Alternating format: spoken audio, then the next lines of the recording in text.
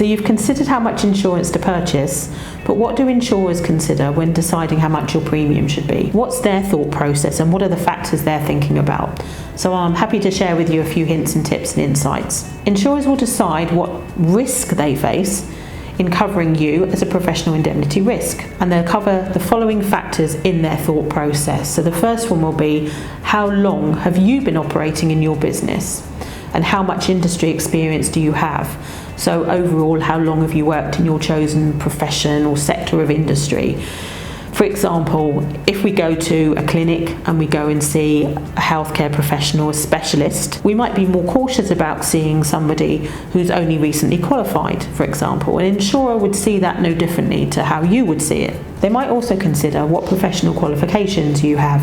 So for example, somebody like an accountant might hold industry qualifications such as ACCA or CIMA, which are professional level qualifications from globally recognised bodies. Similarly, I hold a Chartered Insurance Institute diploma in insurance that gives me designated letters DIPSCII, and that's a globally recognised qualification, so hopefully that gives you some comfort that some of the stuff I'm talking about actually comes from a place of knowledge. Are you a member of a trade body? This is something that also would work in your favour.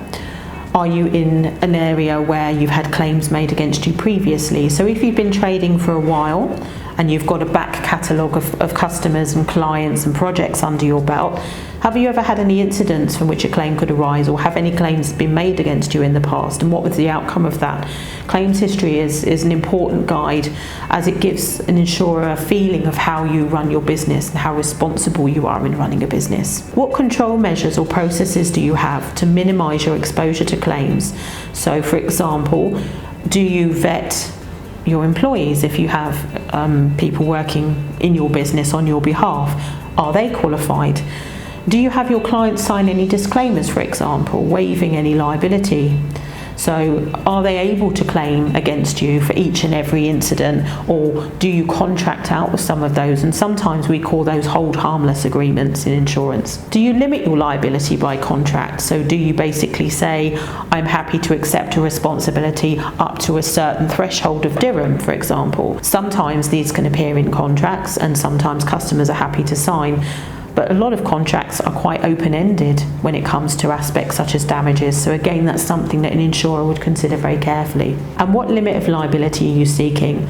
Obviously, if you're trying to propose a high limit of insurance, say 10 million dirham, for example, that would give the insurers something more serious to think about than if you're just looking for 500,000 dirham because you're a start-up business. All of these factors are what I would call insurance influencers, and depending on the answers, the premium will be calculated accordingly. Policies have standard limits and coverages generally, so there's little opportunity to tailor this kind of insurance or customise it to suit your budget. It's kind of an off-the-shelf kind of product. So as a guideline, the more industry experience that you have in your sector of industry, the expertise and knowledge you demonstrate, and the diligence you display in running your business will all have a really positive impact on how insurers view your risk, although premiums are generally handled as standard according to the insurance limit that you select.